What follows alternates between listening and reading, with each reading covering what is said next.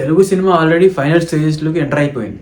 ఒక section of audience అసలు థియేటర్స్లోకి కదలట్లేదు. మిగతా కదిలే ఆడియన్స్ ఉంటారు కదా, ఆ కదిలే ఆడియన్స్ నుంచి మాక్సిమం స్క్వీజ్ చేసేస్తున్నారు. టికెట్స్ హైక్స్ అంటూ, టికెట్స్ రేట్స్ పెంచేస్తూ. సో ఇలా ఉంది ప్రస్తుతానికి మన తెలుగు సినిమా ఇండస్ట్రీ పరిస్థితి. Your story deserves the perfect sound. We create music, songs and powerful background scores for you. ఇంకొంతమంది అయితే if you observe the Twitter, మీరు ట్విట్టర్లోకి వెళ్ళి చూస్తే మీకు తెలిసిపోతుంది.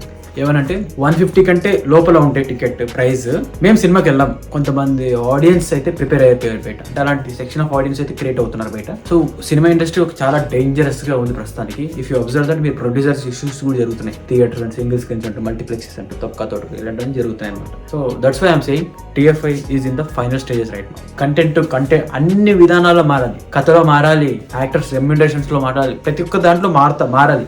మారకపోతే కొంచెం కష్టమే, ప్రమాదం అవుతుంది. లేకపోతే ఇక్కడ 2 పాయింట్స్. ఫస్ట్, మారకపోతే అలానే వెళ్తుంది, ఇలానే కొంచెం ఇబ్బందులు. అది మారితే ఇంకొక టైప్ ఆఫ్ చేంజ్ ఓవర్ వచ్చే అవకాశం ఉంది. అని థర్డ్ పాయింట్ కూడా ఉంది, ఏంటంటే టైం విల్ టెల్ ఎవ్రీథింగ్. కాకపోతే ఆ టైం అనేది చాలా కొన్ని సంవత్సరాలు పట్టచ్చు. అలా కొన్ని సంవత్సరాలు పట్టే అవకాశం అయితే ఉంటుంది. కంటెంట్ విషయంలో కూడా మన తెలుగు ఇండస్ట్రీ కొంచెం వెనకబడే ఉందని చెప్పుకోవచ్చు మాక్సిమం కొన్ని విషయాలు. అంటే ఎలాగంటే ఎగ్జాంపుల్ రూరల్ డ్రామా అంటారు, కట్ చేస్తే మలయాళం సినిమా తీస్తారు. కామెడీ అంటారు, ఇంకా 90% ఆ మీమ్స్, ఇన్స్టాగ్రామ్ నుంచి వచ్చిన ఐడియాలతోనే ఆ తొక్కలో ఆ రోత, ఆ క్రింజ్ అంతా తీసుకొచ్చి స్క్రీన్ మీద పెడతారు. లేకపోతే ఒక అడల్ట్ జోక్స్ వేస్తారు, సెక్స్ జోక్స్ ఇలాంటివి వేస్తారు.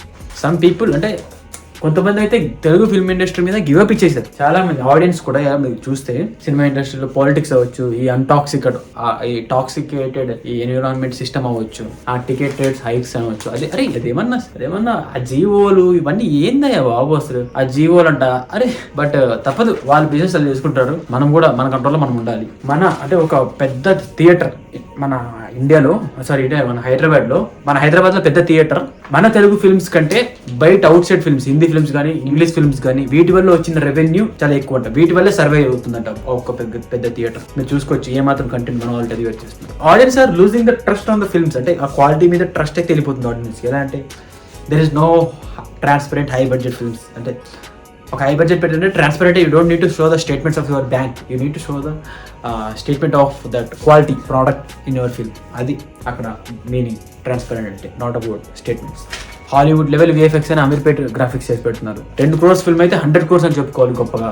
150 రూపాయలకు కూడా దేకని ప్రోడక్ట్ ని 400, 500, 700, 1000 రూపాయలు పెట్టి అమ్మదొబ్బాలి. ఇవన్నీ జనాలు క్వశ్చన్ చేస్తే వైఎస్ఆర్సీపీ పార్టీ వాళ్ళు చేశారనుకో, పేటీఎం కానీ వైఎస్ఆర్సీపీ వాళ్ళని తిట్టాలి. జనసేన పార్టీ వాళ్ళు చేశారనుకో కామెంట్ ఏమని ఇలాంటి ఇష్యూస్ మీద, ప్యాకేజ్ స్టార్ ఏదో పిచ్చి అని ఉంటాయి పదాలు, వాళ్ళని అలా తిట్టాలి. పోనీ టీడీపీ వాళ్ళు ఏమన్నా చేశారనుకో, వాళ్ళకి ఏదో ఒకటి ఉంటుంది వాళ్ళది.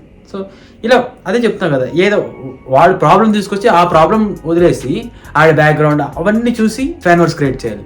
ఇలా ఉంది బయట అంతా. బీసీ సెంటర్స్లో ఆల్మోస్ట్ అన్ని థియేటర్స్ క్లోజ్ అయిపోయాయి. మెల్లిమెల్లిగా సింగిల్ స్క్రీన్లన్నీ వెళ్ళిపోతాయి.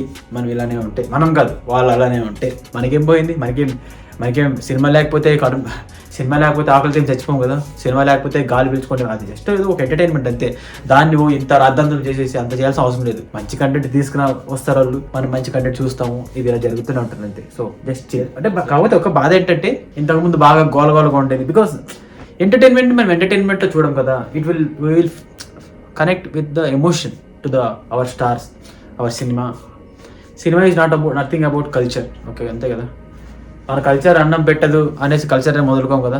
లైక్ దట్ సినిమాని కూడా, సినిమా అన్నం పెట్టదు కదా అనేసి సినిమానే మొదలుకోం మనం కూడా ఆడియన్స్. So that's it. అది నేను చెప్పాలనుకుంది. Whatever it is. So సినిమాని కాపాడుకుందాం. ప్రొడ్యూసర్స్ నుంచి మాట్లాడాలంటే సినిమాని కాపాడుకుందాం.